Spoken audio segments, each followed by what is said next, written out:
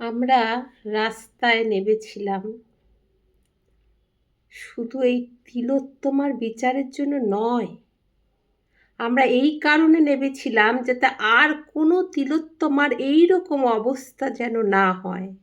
সেই কারণে আমরা রাত দখল করি এবং কিলোমিটারের পর কিলোমিটার আমরা হেঁটে চলি যে এই এক পরিণাম যেন কখনো কারণ না হয়, বিচার যেন পায়। কিন্তু তখন কোথাও কোনো বিচার পেলেন না তিলোত্তমার বাবা মা। কিন্তু আমার প্রশ্ন হলো, উনিও মা আমিও মা, ওনার ব্যথাটা আমি ভালো বুঝতে পারছি। ঠিকই তো, একজন মা, মায়ের যে যন্ত্রণা উনি কি করে সহ্য করবেন। উনি একটি দলে যোগ দিয়েছেন, ভালো করেছেন। ওখানে যদি উনি বিচার পান তাহলে তো খুবই আনন্দের কথা, মানে এর চাইতে আনন্দ আর কিছু হবে না।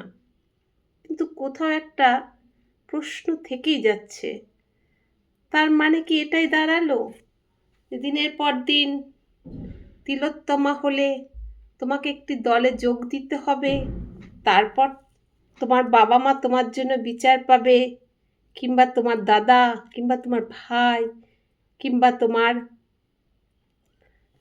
বন্ধু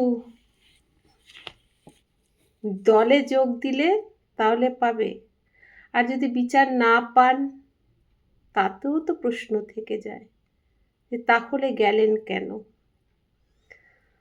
খুবই কষ্ট হচ্ছে, বিচারটা এতদিন আপনি পেলেন না, খুবই দুঃখের।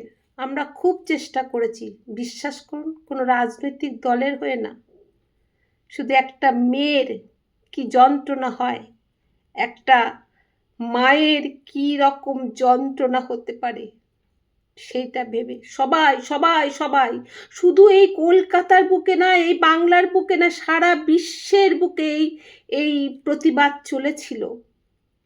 তার অন্তিমটা যে এটা হবে এটা স্বপ্নও ভাবিনি। যাই হোক, যদি বিচার পান খুব ভালো কথা, তবে গণতন্ত্র বলে ভারতবর্ষে আর কিছু রইল না। আমরা গণতান্ত্রিক দেশে বাস করি সেটা বোধ আর বলা যাবে না।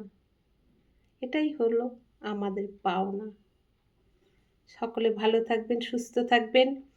নিজের বিবেকের ভিতর না প্রশ্ন করুন, নিজেকে নিজে প্রশ্ন করুন, সেখান থেকে যে উত্তর পাবেন দেখবেন সেটা বেস্ট উত্তর। তার জন্য কারোর আলোচনাও শুনতে হবে না, কোথাও কোনো আলোচনায় কানও দিতে হবে না। নিজের বিবেকের ভিতর প্রশ্ন জাগান, যেটা কি হলো, কেন হলো।